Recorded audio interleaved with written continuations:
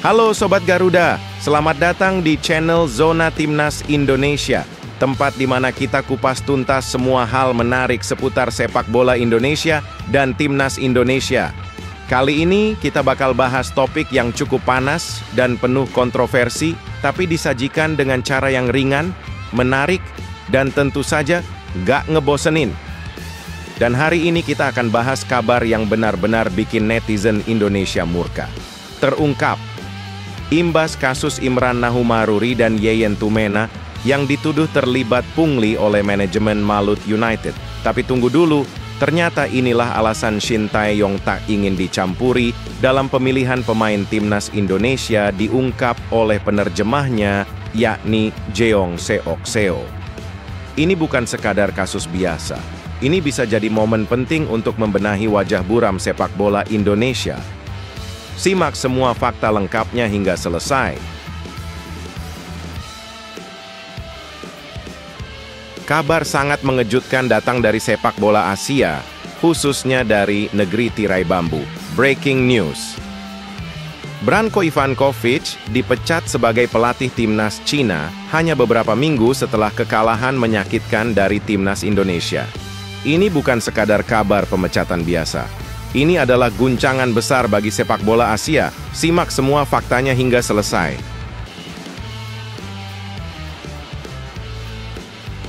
Ini baru mantap.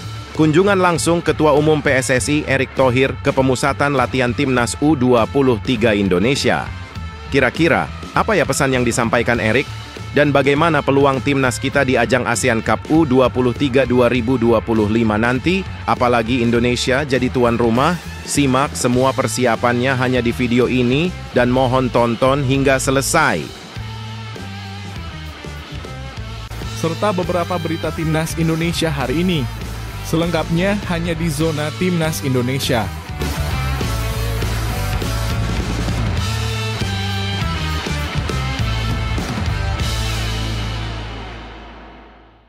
Sebelumnya, jangan lupa subscribe channel ini supaya tidak ketinggalan berita Timnas Indonesia.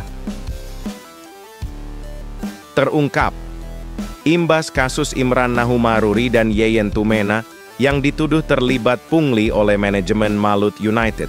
Tapi tunggu dulu, ternyata inilah alasan Shin Tae-yong tak ingin dicampuri dalam pemilihan pemain Timnas Indonesia diungkap oleh penerjemahnya, yakni Jeong Seok Seo. Ini bukan sekadar kasus biasa. Ini bisa jadi momen penting untuk membenahi wajah buram sepak bola Indonesia. Simak semua fakta lengkapnya hingga selesai.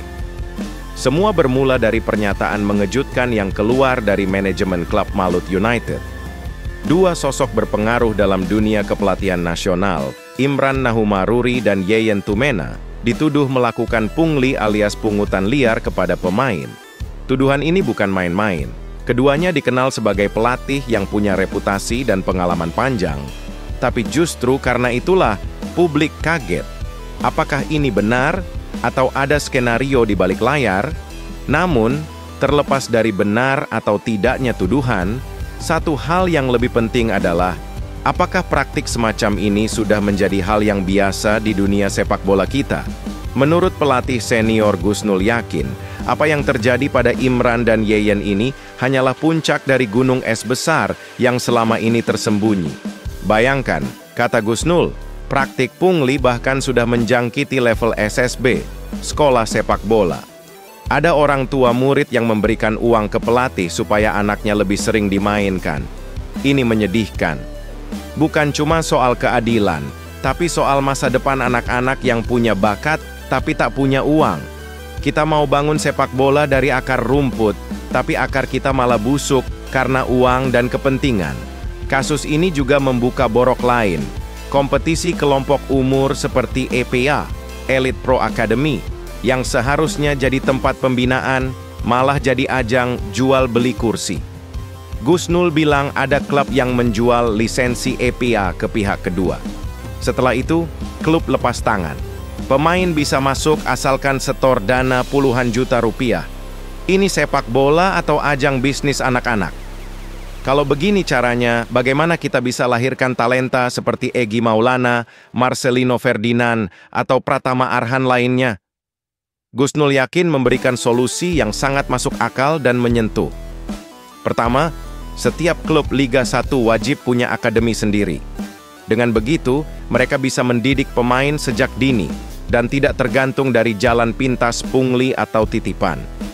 Kedua, materi adab dan akhlak harus dimasukkan ke kursus lisensi pelatih. Karena teknik bisa diajarkan, tapi integritas itu dibentuk. Kalau kita punya pelatih yang punya teknik sekaligus moral, maka masa depan sepak bola Indonesia bisa lebih baik, katanya. Jadi, meskipun kita semua prihatin dengan kasus ini, ada hikmah besar yang bisa diambil. Kasus ini bisa jadi pemicu, pemantik semangat untuk kita semua, dari federasi, pelatih, klub, orang tua, hingga supporter untuk berkata, cukup sudah. Cukup sudah bakat anak-anak Indonesia dikorbankan demi kepentingan segelintir orang. Cukup sudah sepak bola kita disetir oleh uang, bukan prestasi. Saatnya kita benahi, bukan dari atas saja, tapi dari akar yang paling bawah. Dan bicara soal integritas, kita belajar banyak dari sosok Shin Tae-yong, pelatih timnas Indonesia asal Korea Selatan. Tahu nggak? Salah satu alasan kenapa Shin Tae-yong tak mau dicampuri dalam urusan pemilihan pemain adalah karena dia tahu sistem di Indonesia belum bersih sepenuhnya. Hal ini diungkap langsung oleh penerjemahnya, Jeong Seok Seo. Menurut JJ, Coach Shin sangat tegas bahwa urusan pemilihan pemain harus berdasarkan performa, bukan karena rekomendasi, titipan, apalagi uang pelicin. Ini pelajaran besar. Shin Tae-yong berani jaga idealismenya, dan itulah yang bikin timnas kita perlahan bisa bersaing di level Asia.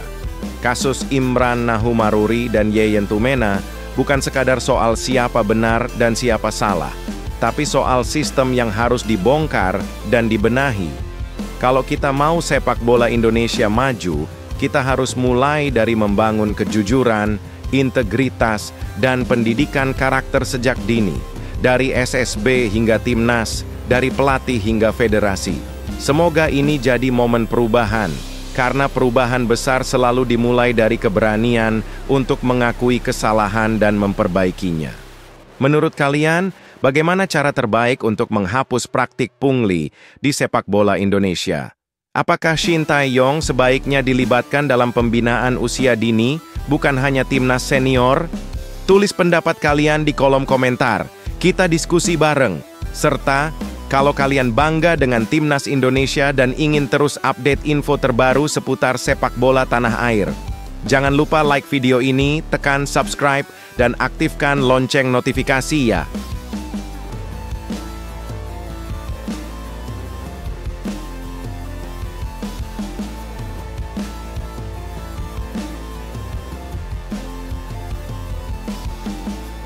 Kabar sangat mengejutkan datang dari sepak bola Asia, khususnya dari negeri tirai bambu.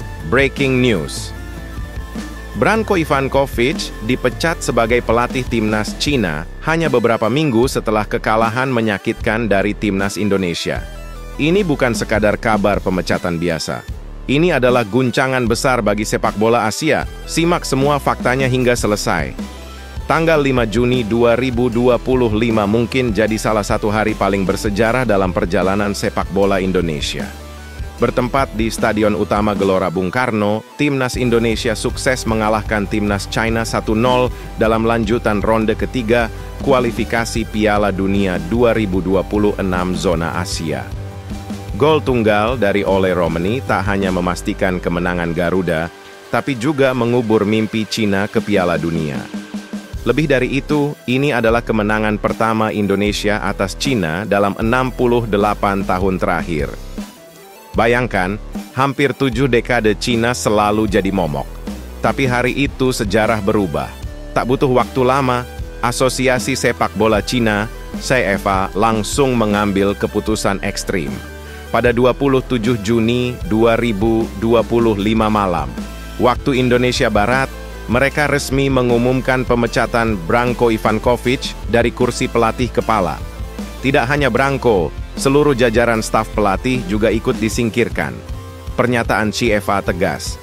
karena gagal lolos ke babak playoff kualifikasi Piala Dunia 2026, maka kontrak pelatih dan staf otomatis berakhir. Ini tentu langkah drastis. Apalagi Cina akan tampil di Piala Asia Timur Iwan Championship yang dimulai 7 Juli.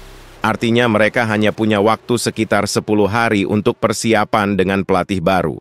Branko Ivankovic, pelatih asal Kroasia ini bukan sosok sembarangan. Ia pernah bawa Iran ke Piala Dunia 2006, melatih Persepolis hingga timnas Oman. Namun, bersama Cina, ia gagal total. Meski sempat tampil menjanjikan di awal kualifikasi, performa Cina justru anjlok di fase krusial. Kekalahan dari Indonesia dianggap sebagai puncak kegagalan, bahkan bisa dibilang sebagai aib nasional di mata publik dan media China.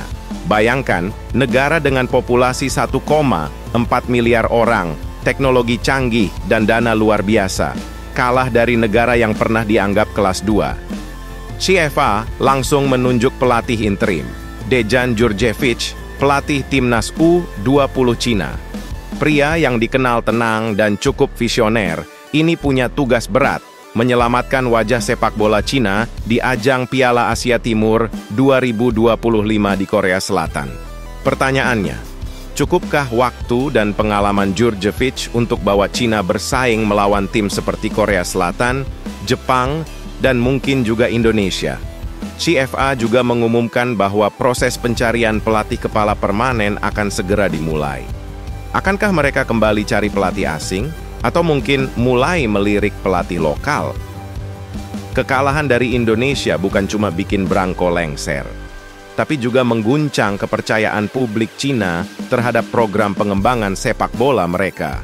Bayangkan, Cina sudah menggelontorkan triliunan yuan untuk membangun infrastruktur, akademi, dan kompetisi usia muda.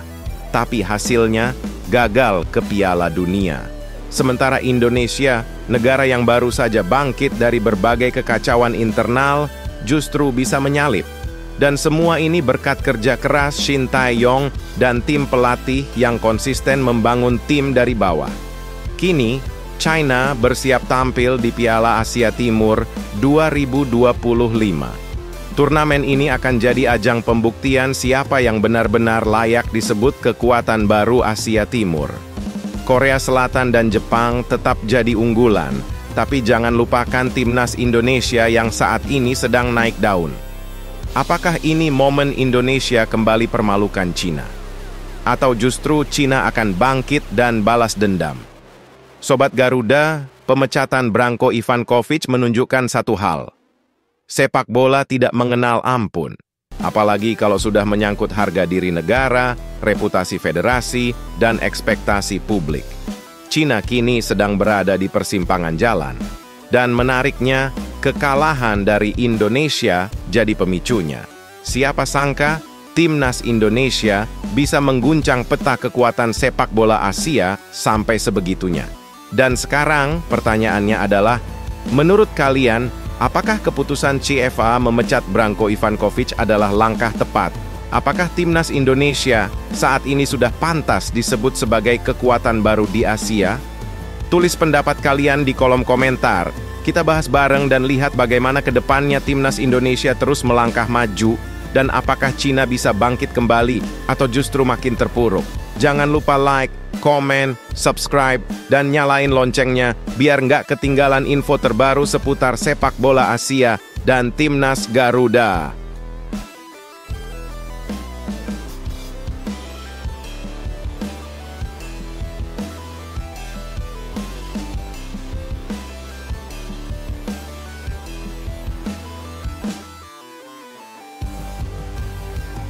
Ini baru mantap. Kunjungan langsung Ketua Umum PSSI Erick Thohir ke pemusatan latihan timnas U23 Indonesia. Kira-kira, apa ya pesan yang disampaikan Erick? Dan bagaimana peluang timnas kita di ajang ASEAN Cup U23 2025 nanti? Apalagi Indonesia jadi tuan rumah? Simak semua persiapannya hanya di video ini dan mohon tonton hingga selesai. Timnas U23 Indonesia saat ini sedang menjalani pemusatan latihan alias TC, Training Camp, di Jakarta.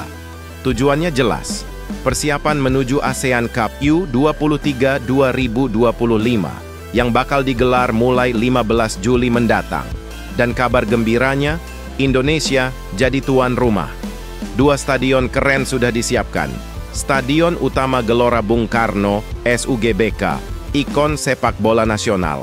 Stadion Patriot Candrabaga, Bekasi, Stadion Kebanggaan Masyarakat Jawa Barat. Sebagai tuan rumah, Indonesia langsung masuk grup A dan punya keuntungan main di kandang sendiri. Tentu harapannya Garuda Muda bisa berbicara banyak dan bahkan jadi juara. Dalam TC kali ini ada 28 pemain yang dipanggil oleh pelatih kepala Gerald van den Burg. Nama-nama seperti Arkan Fikri, Marcelino Ferdinand, hingga pemain-pemain muda potensial lainnya siap menunjukkan kemampuan terbaik mereka. Persaingan di posisi inti pun dipastikan sangat ketat, karena hanya mereka yang benar-benar disiplin, fokus, dan kuat mental yang akan bisa masuk ke skuad akhir. Ini bukan hanya soal bakat, tapi juga soal mentalitas dan dedikasi. Karena membela Indonesia di ajang internasional, apalagi di kandang sendiri, adalah tanggung jawab besar. Nah, yang bikin suasana TC makin spesial adalah kehadiran Ketua Umum PSSI sekaligus Menteri BUMN, Erick Thohir pada Jumat, 27 Juni 2025. Melalui akun Instagram resminya, Erick membagikan momen kunjungannya saat menyapa langsung para pemain. Bukan cuma datang, Erick juga memberikan pesan penting kepada seluruh anggota tim. Kata Erick, terus berlatih dan tingkatkan kemampuan untuk bisa memberikan yang terbaik untuk Indonesia. Persiapan yang dilakukan Timnas U23 agar bisa meraih hasil terbaik di ASEAN U23 Championship 2025. Pesan singkat, tapi syarat makna. Ini bukan sekadar dukungan moral, tapi juga bentuk kehadiran langsung dari federasi untuk memastikan semua berjalan sesuai jalur. Kunjungan ini juga menunjukkan bahwa PSSI benar-benar serius dalam membangun sepak bola dari usia muda. Erick tidak hanya fokus di timnas senior, tapi juga aktif memantau perkembangan kelompok umur. Dan itu penting banget. Karena kalau timnas U23 kuat, maka regenerasi pemain ke timnas senior akan lebih mulus. Apalagi saat ini Indonesia akan menghadapi jadwal padat, termasuk Piala Asia, kualifikasi Piala Dunia, dan potensi Olimpiade. Jangan lupa, ini juga jadi momen debut penting untuk pelatih baru Timnas U23, Gerald van den Burg. Mantan legenda Timnas Belanda ini punya visi sepak bola modern dan pengembangan pemain muda yang sistematis. Van den Burg bukan hanya dikenal jago taktik, tapi juga sangat detail dalam membina teknik dan kedisiplinan pemain. PSSI berharap Van den Burg bisa melanjutkan fondasi yang sudah dibangun pelatih sebelumnya dan membawa Timnas U23 tampil maksimal. Apalagi, ASEAN Cup ini juga bisa jadi ajang uji coba menjelang turnamen yang lebih besar seperti Asian Games dan kualifikasi Olimpiade. Tentu menjadi tuan rumah bukan hanya soal menyelenggarakan event, tapi juga memenangkannya. Publik Indonesia pasti berharap Timnas U23 bisa tampil meledak, seperti saat Asia Games 2023 lalu. Dukungan supporter yang luar biasa, atmosfer stadion yang menggema, serta semangat bertanding di tanah sendiri, semua faktor ini bisa jadi kekuatan tambahan. Tapi, itu semua harus dibarengi dengan kesiapan fisik, taktik, dan mental. Dan itulah yang sedang dibangun di pemusatan latihan kali ini. Banyak yang awalnya ragu dengan komitmen Erick Thohir saat menjabat ketua PSSI. Tapi kini, satu persatu janji ditepati. Reformasi kompetisi, perbaikan infrastruktur, dukungan untuk pelatih asing, hingga keterlibatan langsung dalam pemantauan timnas kelompok umur. Kehadiran langsung di TC adalah bukti bahwa ia tak hanya bekerja dari balik meja. Ia turun ke lapangan, bertanya langsung, memastikan semuanya berjalan. Jadi, Sobat Bola, kunjungan Erick Thohir ke TC Timnas U23 bukan sekadar formalitas. Ini adalah sinyal bahwa persiapan menuju ASEAN Cup U23 2025 benar-benar serius. Dengan dukungan federasi, pelatih berkualitas, dan pemain muda potensial, kita punya alasan besar untuk optimis. Apalagi ini berlangsung di negeri sendiri, saatnya Garuda Muda terbang tinggi. Menurut kamu, apakah timnas U23 kita bisa juara di ASEAN Cup kali ini? Bagaimana menurut kamu gaya kepemimpinan Erick Thohir sejauh ini di PSSI? Tulis pendapatmu di kolom komentar ya. Jangan lupa like, share, dan subscribe kalau kamu cinta sepak bola Indonesia. Salam Garuda, terbang tinggi untuk Indonesia.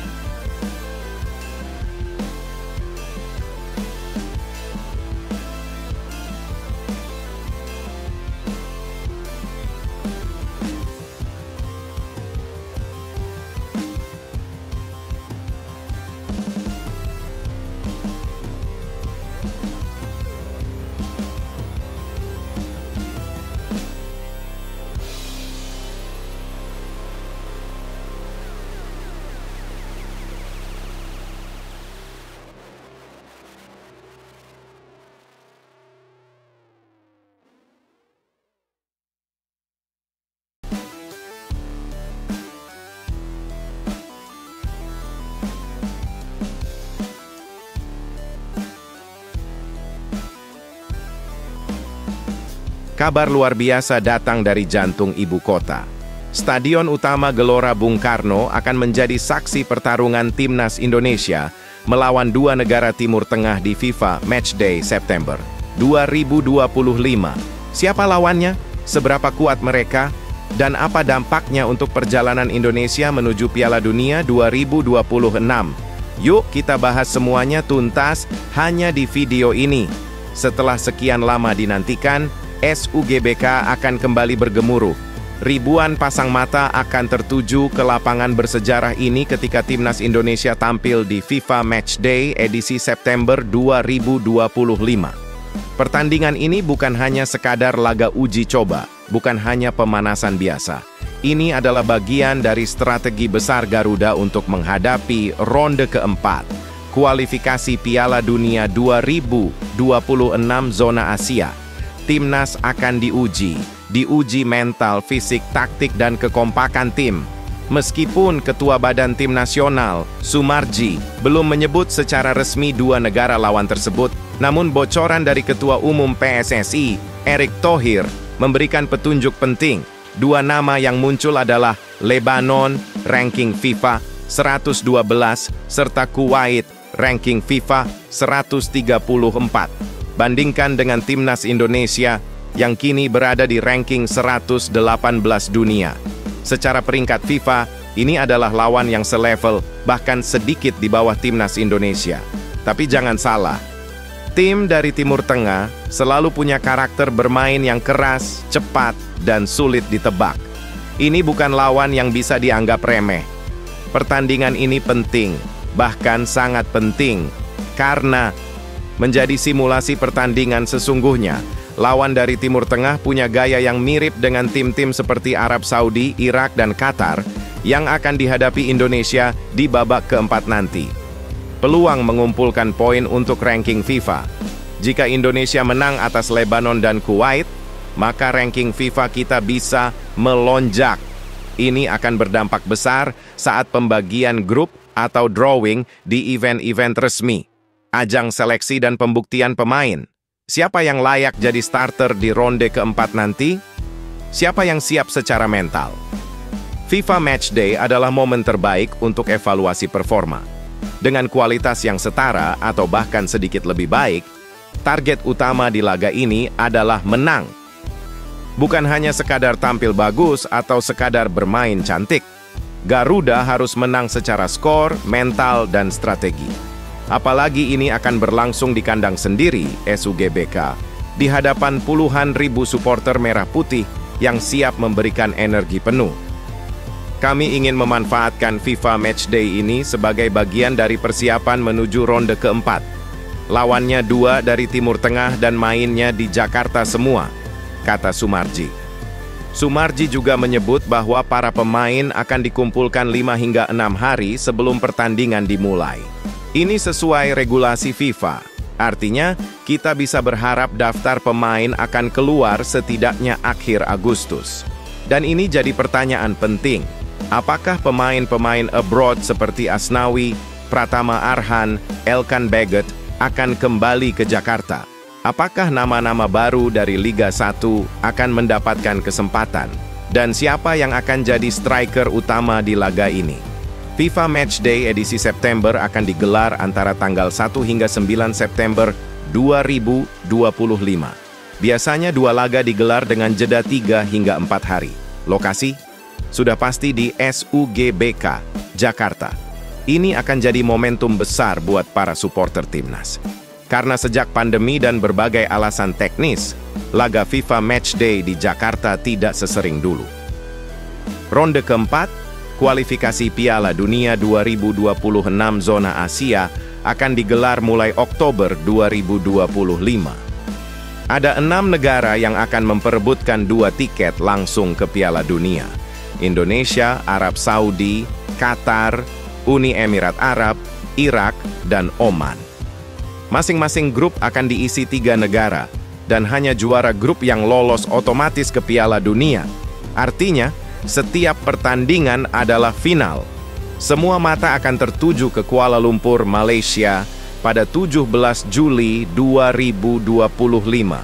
Di sanalah akan ditentukan siapa saja lawan timnas Indonesia di ronde keempat.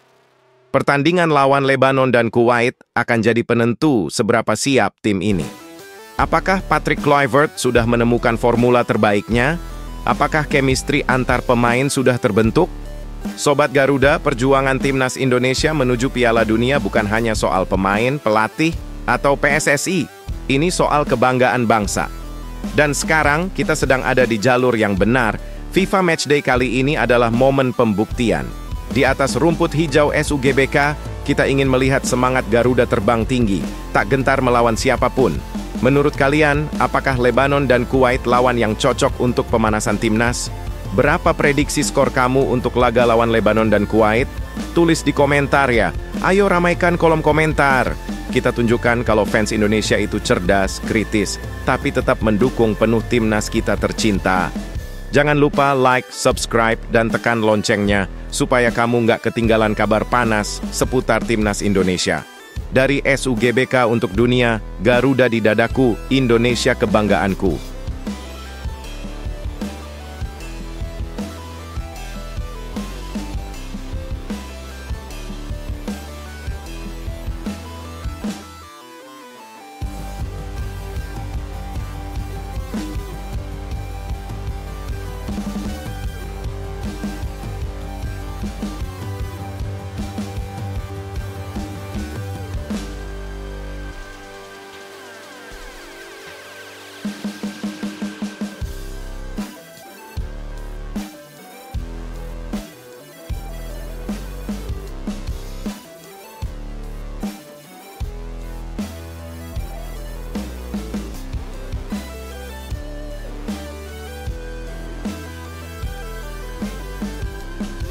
Breaking news, Kevin Dix susul Ragnar Oratmangoen, kabar gembira untuk timnas Indonesia jelang duel di Qatar.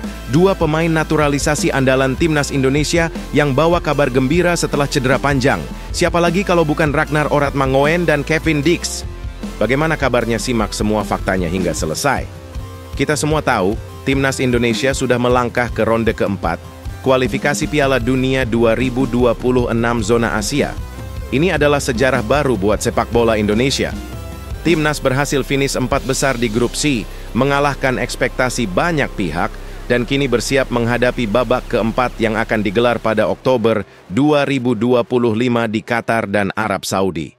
Dan sekarang, kabar baik datang dari 2 pemain pilar timnas yang sempat absen karena cedera, Ragnar Oratmangoen dan Kevin Dix. Pertama, kita mulai dari Ragnar Oratmangoen.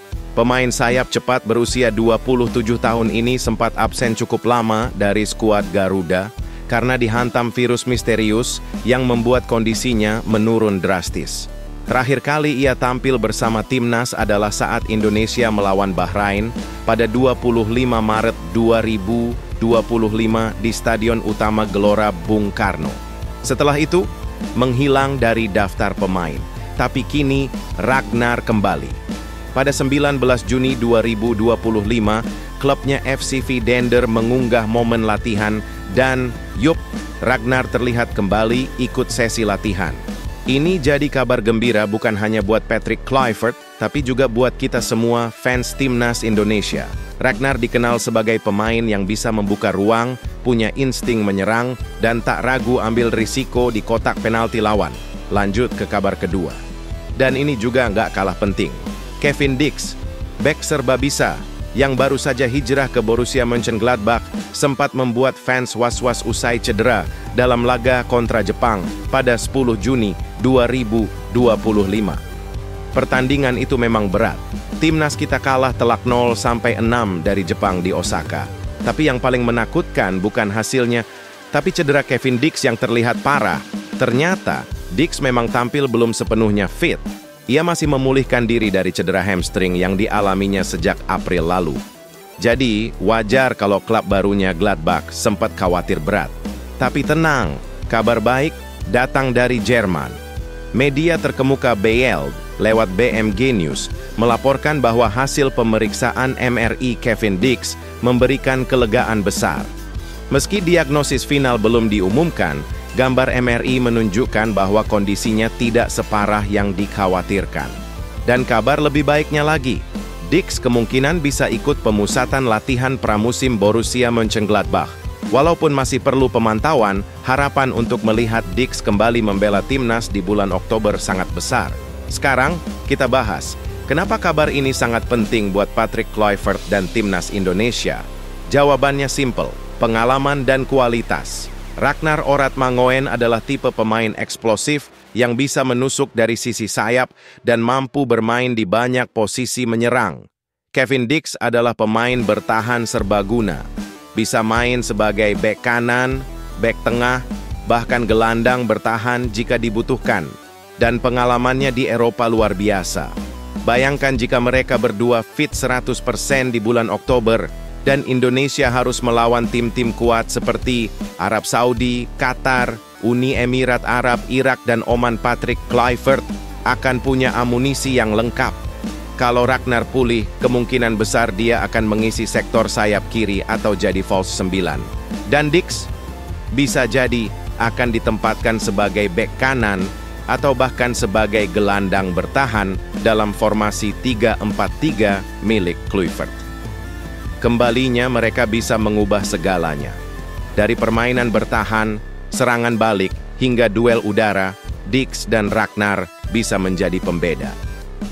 Oktober mungkin masih beberapa bulan lagi, tapi kesiapan fisik dan mental harus dimulai dari sekarang.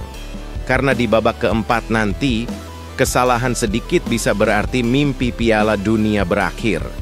Itulah kenapa kabar pulihnya Ragnar dan Dix harus kita sambut dengan optimisme, tapi juga tetap realistis. Kita semua tahu bagaimana kerasnya lawan-lawan di Asia. Menurut kalian, siapa yang lebih penting buat timnas, Ragnar atau Kevin Dix? Tulis opini kalian di kolom komentar. Kita diskusi bareng seru-seruan, dan tentu saja tetap dukung Garuda Terbang lebih tinggi. Jangan lupa like, subscribe, dan aktifkan loncengnya biar nggak ketinggalan info-info panas soal timnas kita tercinta. Dari Jakarta ke Qatar, Garuda terus terbang.